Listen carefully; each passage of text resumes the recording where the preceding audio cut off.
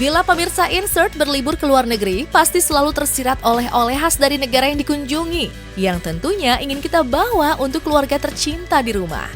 Nah, dalam Insert Goes to UK kali ini, tim Insert ingin mengajak pemirsa untuk berkunjung ke negara Skotlandia dan Wales yang menghasilkan oleh-oleh khas dari negara tersebut. Salah satunya adalah yang legendaris nih.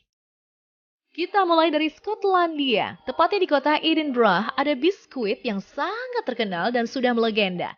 Namanya Shortbread House of Edinburgh.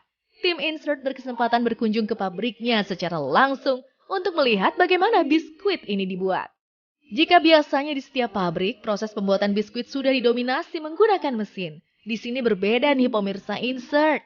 Ternyata yang spesial dari biskuit ini adalah proses pembuatannya yang masih dengan cara tradisional. Langsung memakai tangan atau handmade. Awalnya pabrik biskuit ini berawal dari produksi rumahan keluarga yang sudah berdiri puluhan tahun. Kekuatan dari biskuit ini adalah dari menteganya yang sangat khas sehingga mempunyai cita rasa yang kuat. The original is still the favorite, and the main thing that makes our shortbread different is the fact that it's handmade in a traditional way. So as you see, a lot of the process is completely handmade. So bringing the dough together by hand, cutting the biscuits by hand, cutting the finger biscuits with a knife. That's what allows the dough to rise in the oven to give you that light, crisp texture of the shortbread biscuits.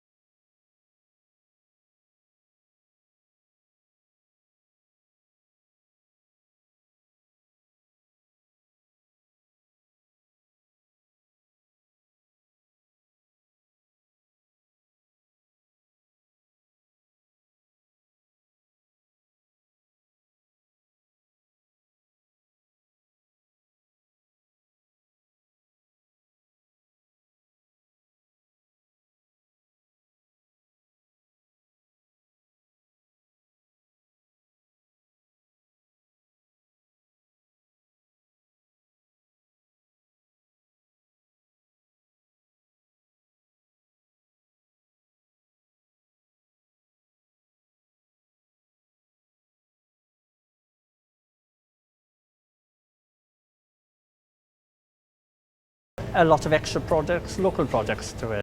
Setelah berkeliling dan melihat-lihat produk lokal yang unik, ada yang menarik perhatian tim Insert nih, yaitu foto figura yang terpasang di dekat area kasir. Siapa sangka ternyata toko ini pernah dikunjungi oleh Raja Charles III sewaktu beliau masih menyandang status sebagai Pangeran Wales pada tahun 2011. Bahkan kunjungan sang raja saat itu sampai dibuatkan plakat loh pemirsa Insert. Mungkin ini sebagai penanda bahwa toko ini mempunyai kualifikasi terbaik di seantero Wales bahkan UK.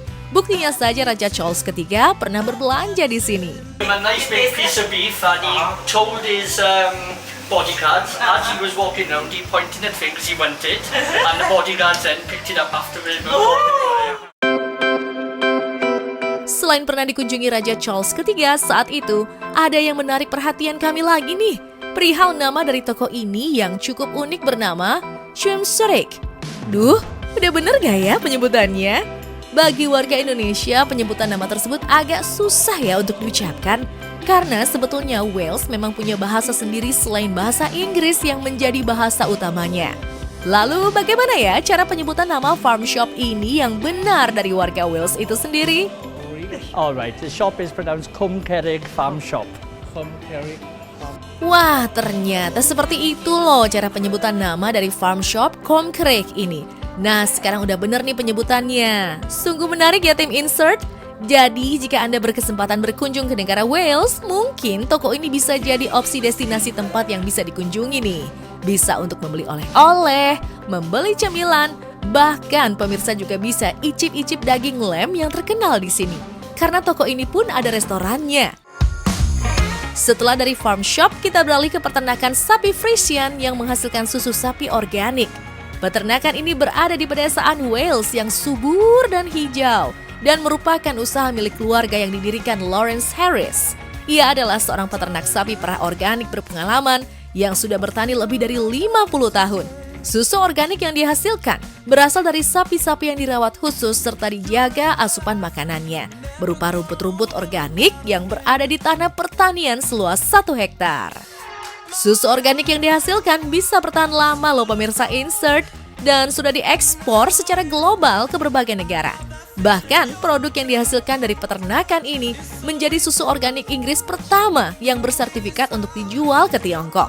Bahkan kabarnya susu organik yang sehat ini akan mulai masuk ke Indonesia nih pemirsa. Kita tunggu aja ya. Nah, seru kan jalan-jalan tim Insert UK kali ini? Tidak hanya melihat produknya di toko-toko saja, tapi kita ajak langsung ke sumbernya. Jika Anda berkunjung ke dua negara tersebut, jangan lupa berburu oleh-oleh tadi ya. Tim Insert Goes to UK pamit dulu. Sampai jumpa lagi minggu depan.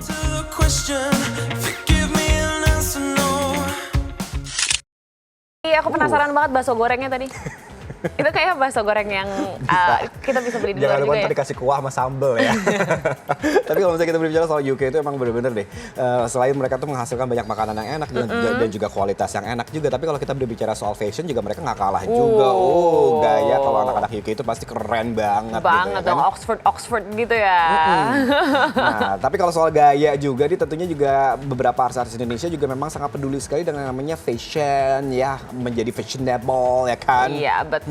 Jadi ini salah satunya adalah Adelia Pasha nih yang kayaknya sangat memperhatikan gayanya, apalagi warna-warna yang dipakai gitu. Dan kita akan lihat nih mix and match-nya seperti apa sih. Karena sebenarnya kalau kita bicara mengenai warna, itu biasanya warna yang kita pakai itu juga menghasilkan banyak energi baik buat kita. Betul ya kan? ya. Mungkin kita ngerasa kalau energi itu udah terlalu cerah makanya kita pakai warna yang agak sedikit hitam ya nggak apa-apa. Tapi mungkin juga ada beberapa teman aku juga gitu yang nggak pede kalau misalnya pakai warna yang cerah-cerah. Nah, gimana untuk supaya pede? Mungkin Adelia juga punya tipsnya nih buat kita semua supaya mix and match baju-baju supaya jadi oke. Oke, kita akan lihat nih karena tim Insert akan intip isi tasnya dan juga kita akan lihat tips fashionnya seperti apa sih kalau mau pakai tas kecil-kecil yang kelihatannya cute. Ini dia. Silakan.